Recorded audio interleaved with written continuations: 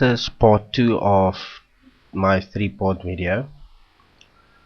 In this segment I'll be talking about what is driving climate change, and the next one I'll be reviewing what climate change will do to the Earth's crust, outer mantle, intermantle, and the core.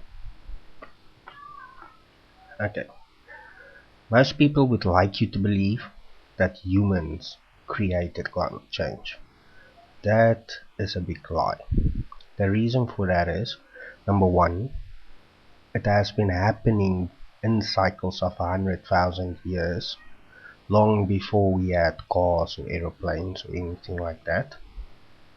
And at the moment, every single planet in our solar system is heating up.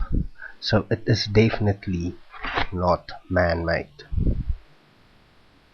Now there's two things that they speculate could be heating up the entire solar system.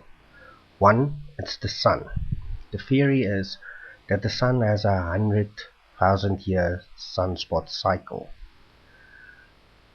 At the end of the 100,000 years, the sun starts to produce more and more solar flares and more intense solar flares, heating up the entire solar system. The second theory is that there is a brown star circling our solar system, or we are circling it. We are circling the brown star, or the brown star is circling us. And this brown star causes more heat to enter the solar system every time it gets closer to the planets and our sun in the solar system.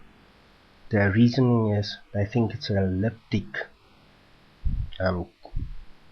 orbit and not a nice round orbit, basically like a comet is circling the solar system. It comes in from far away and then it goes back again after circling the sun.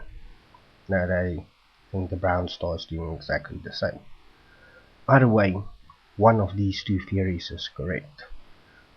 We don't know which one as yet, but I'm pretty sure we will find out in the future.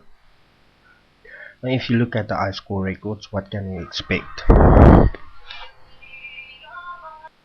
So basically, there's nothing we can do to stop global warming. It will continue up till the point that we're 1 to 2 degrees warmer than we are currently now, and then an ice age will follow. Thank you for listening. I will start working on part 3 now. What will climate change eventually lead to? We all know about the weather.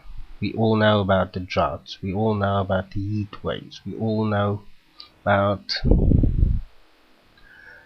the big thunderstorms, the hurricanes, the floods. We all know that that is coming.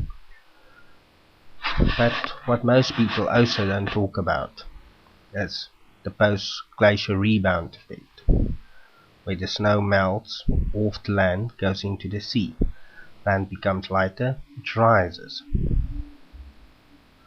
And that puts more pressure on the fault lines. But people also don't talk about this. As the Earth's average temperature increases, it also means that the average size of the rock around the planet increases. In other words, the planet is getting bigger.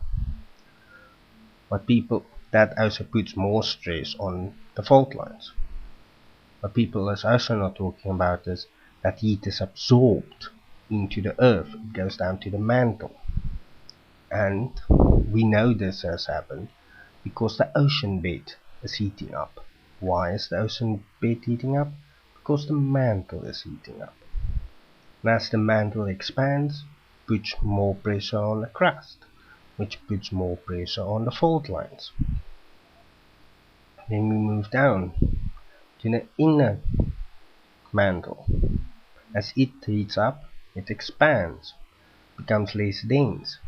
Now you have the North Pole moving from, or magnetic North Pole, moving around much faster than it did in the past.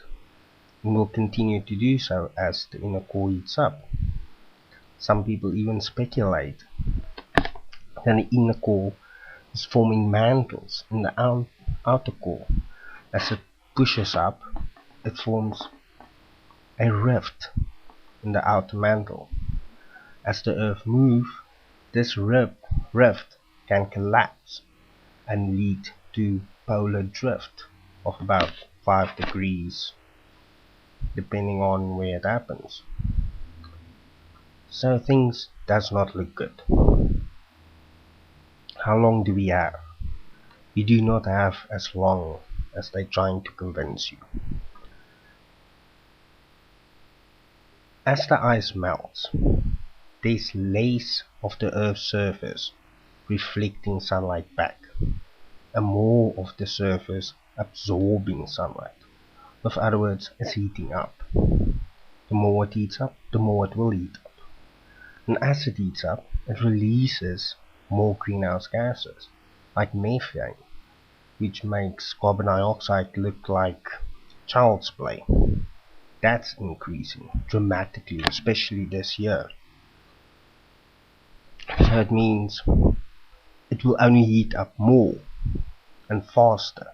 And the faster it gets, the faster it will get. It's like a snowball. If you roll it down a mountain, it starts out small and just gets bigger and bigger and bigger. And that's exactly what's happening now. Thank you for listening. Bye.